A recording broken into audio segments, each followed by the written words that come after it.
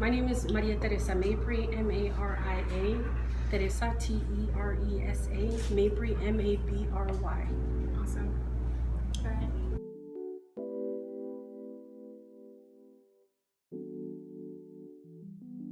What do you think of when you think of South Phoenix? I think of the mountain. For a bit, my parents went to college at UNM to get my dad's law degree, and my mom went to school for graduate school.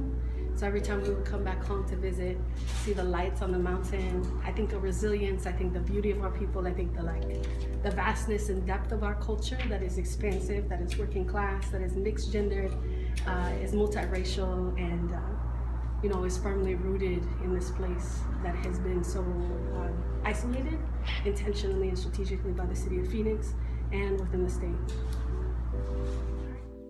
When you think of you and yourself and South Phoenix, where do you see your own history or story beginning in South Phoenix? I think about my blood. I think about my bloodline. So on the black side of my family, I'm a black Chicana, I'm a queer black Chicana. My folks migrated to Arizona initially to start a church. And so that church is off of 7th Ave in Buckeye, and I pass it every day I go to work. And so my great uncle started Progressive Pentecostal, which is just down the way. My Granny Peaches actually used to work in this building when it was a Circle K, and my granny used to work over 80 hours a week to make sure that my house, which is a yellow house off of Ardmore, could be mine and could be passed on for generations to come. I think about my grandparents who, my grandma Teresa, who I'm named after, my tata, they hopped on a train because of their love, transcended borders, and so came here and ended up in Guadalupe to start a home where my parents live. And so I think about my blood, I think about my roots, I think about, and it's cool that this place is now a flower shop, and like I think about plants and history and legacy. So when I think about starting and being in South Phoenix, it connects, it goes deep into my blood, into my DNA.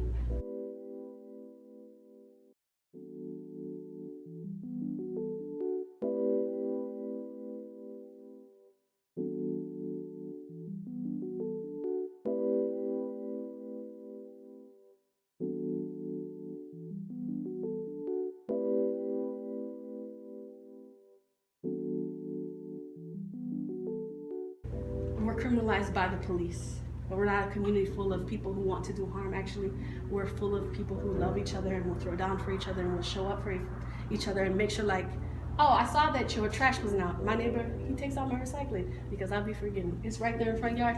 I did that for you. I'm like, thank you. We're a community full of folks who show up for each other and love each other. And so as we've seen policy changes, as we've seen an increase in criminalization, as we've seen gentrification, like the active displacement of people who want and love and live in this home, that we can't be here anymore.